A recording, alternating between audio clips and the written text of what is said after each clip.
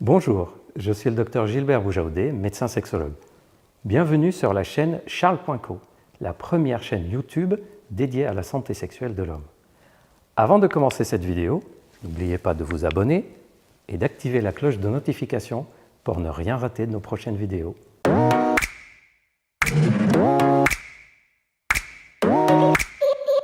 Depuis quelques années, on entend parler des bénéfices du régime de type vegan sur la santé de façon générale, sur les performances de la vie quotidienne et même des performances sportives.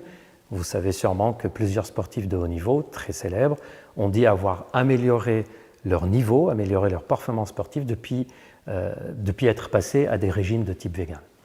Et récemment, on commence à entendre aussi que le régime vegan pourrait améliorer la sexualité, pourrait améliorer la performance sexuelle. C'est un terme qu'on n'aime pas utiliser en tant que sexologue, mais qui est dit comme ça dans le milieu sexuel et dans le grand public. En tout cas, on a l'impression que le régime vegan pourrait améliorer la vie sexuelle, que les personnes qui ont un régime vegan pourraient être plus endurants ou plus de plaisir pendant les rapports sexuels.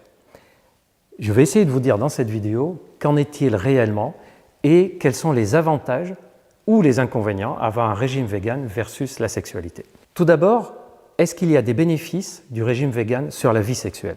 Naturellement, jusqu'à aujourd'hui, comme c'est quelque chose d'assez récent, on n'a pas encore eu des études à très large échelle qui permettent de dire clairement si oui ou non il y a des bénéfices et surtout chez qui il y a surtout des bénéfices. Par contre, l'expérience qu'on a depuis quelques mois, quelques années, montre quand même qu'il y a au moins deux types de bénéfices sur la vie sexuelle grâce au régime vegan. Le tout premier bénéfice, c'est que les personnes qui passent au régime vegan ne passent pas simplement à un régime où ils éliminent tel ou tel aliment. C'est un régime où la qualité globale de l'alimentation est quelque chose d'important et donc on a une alimentation qui va être globalement plus pauvre en graisse mauvaise et plus pauvre en sucre transformé. Et donc on va avoir une alimentation qui va être beaucoup plus proche de ce qu'on conseille pour l'état de santé général. Quels sont les avantages à avoir moins de graisse et moins de sucre transformé? Il y a deux avantages majeurs.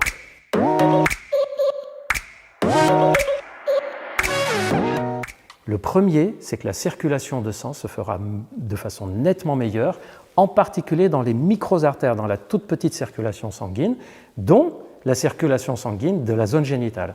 Et donc, le fait d'avoir moins de graisse transformée, moins de sucre transformé dans notre alimentation, on va avoir des zones génitales qui sont beaucoup mieux irriguées, une congestion dans la zone génitale qui est plus intéressante, et on sait que cette circulation sanguine est très importante pour que nos organes génitaux, qu'ils soient féminins ou masculins, fonctionnent correctement. C'est important pour avoir une érection, c'est important pour avoir une lubrification, c'est important pour avoir du plaisir et même pour atteindre l'orgasme.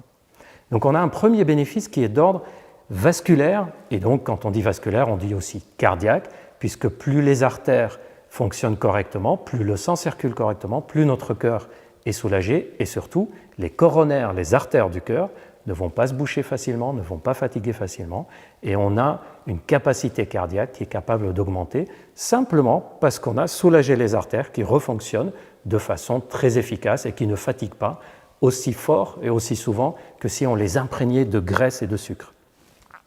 Un deuxième bénéfice du fait d'avoir une alimentation de ce type, c'est sur le plan hormonal.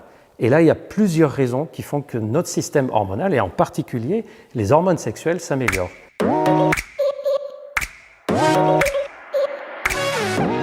Par exemple, avec un régime vegan, on a tendance à perdre un peu la graisse au niveau abdominal.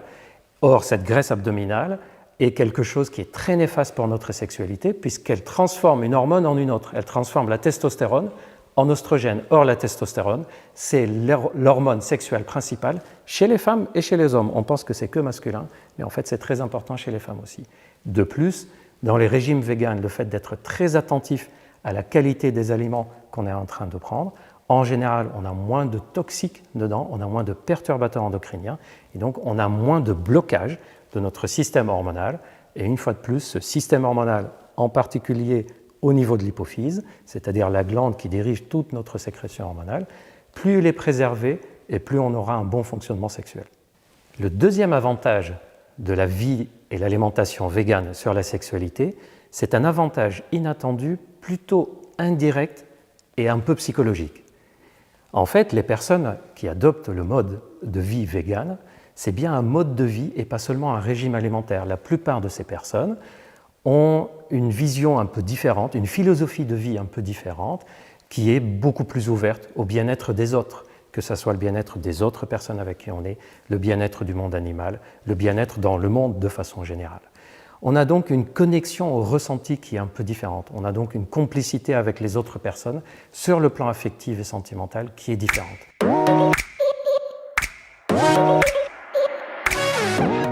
On sait que cet état d'esprit d'ouverture, de bien-être de façon générale, cette philosophie de vie, c'est quelque chose qui est très compatible avec une vie sexuelle de type sensation plus élevée, puisqu'on est beaucoup plus connecté à notre ressenti, à nos attentes, et on est aussi beaucoup plus connecté au bien-être et aux attentes de l'autre. Et c'est grâce à cette complicité-là que la vie sexuelle, les rapports sexuels peuvent paraître et peuvent être ressentis comme quelque chose de plus intense, c'est vécu comme quelque chose de plus profond, et donc naturellement, on va avoir cette sensation que la vie sexuelle est plus satisfaisante. Maintenant qu'on a dit les avantages du mode de vie vegan et de l'alimentation végane sur la sexualité, c'est important de rappeler quand même un point qu'il ne faut jamais oublier. C'est que ce mode de vie et surtout cette alimentation ne va pas forcément améliorer la sexualité chez tout le monde. Par exemple, chez les sportifs, on sait que le fait de passer à une alimentation végane peut améliorer les performances sportives chez une personne, peut ne pas l'améliorer chez une autre personne.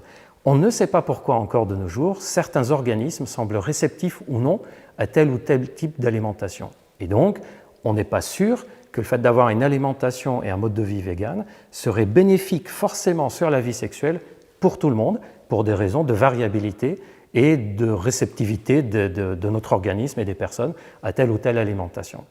Alors comment faire ? Comme on n'a pas de règles médicales claires là-dessus, comme on n'a pas d'études scientifiques qui nous permettent de dire toi tu peux tirer bénéfice d'un régime vegan, toi tu peux ne pas tirer bénéfice sexuel d'un régime vegan, eh bien la règle est très simple. Si vous avez envie d'essayer, vous essayez. Et une fois que vous avez essayé, c'est vous qui allez dire j'ai l'impression que ça m'aide sur ma vie sexuelle ou ben non, j'ai pas l'impression que ça m'aide sur ma vie sexuelle. Et ensuite, ça sera à vous aussi de décider si vous continuez ou non. En d'autres termes, une fois de plus, même dans l'alimentation, il n'y a pas de règle absolue à respecter dans tel ou tel régime. Vous pouvez choisir un régime et ensuite décider de vous-même si vous avez l'impression que ça vous donne un bénéfice ou pas. Attention, si vous faites le test, ce n'est pas en 2-3 semaines qu'on voit les résultats, mais après quelques mois, puisque l'alimentation demande 2, 3, 4 à 6 mois parfois dans notre corps avant de créer des changements. Donc si vous avez envie de tester, vous testez. Et si vous n'avez pas envie de tester, vous ne testez pas. Voilà, c'est tout pour cette vidéo. Merci de m'avoir écouté. J'espère que ça vous a éclairé sur le sujet. N'hésitez pas à laisser des commentaires, je serai à l'écoute. Et si vous avez envie qu'on aborde d'autres sujets, vous pouvez me le demander.